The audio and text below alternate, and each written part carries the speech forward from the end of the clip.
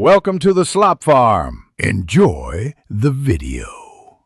You begin by gathering Aadhaar, mobile number, and your application reference. These are required to access records securely.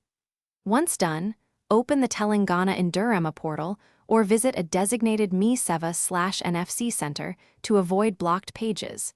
This ensures authentication works.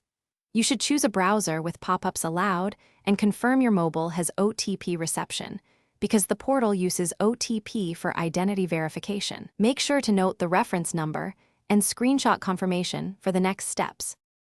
You log in using the registered mobile OTP and navigate to the Arrear or Indiramma application status section. This is where details live. Once inside, enter the application reference and verify the applicant name and house address to avoid confusing similar entries. Then inspect status labels, sanctioned, pending, under verification, or funds released, because each term triggers a different follow-up.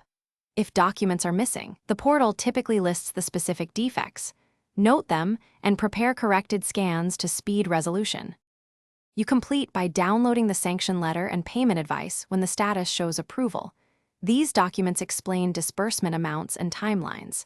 If the portal indicates defects, upload corrected documents immediately or visit a Me Seva counter with originals to clear verification. This reduces delays. Once done, monitor bank account or PFMS entry for funds.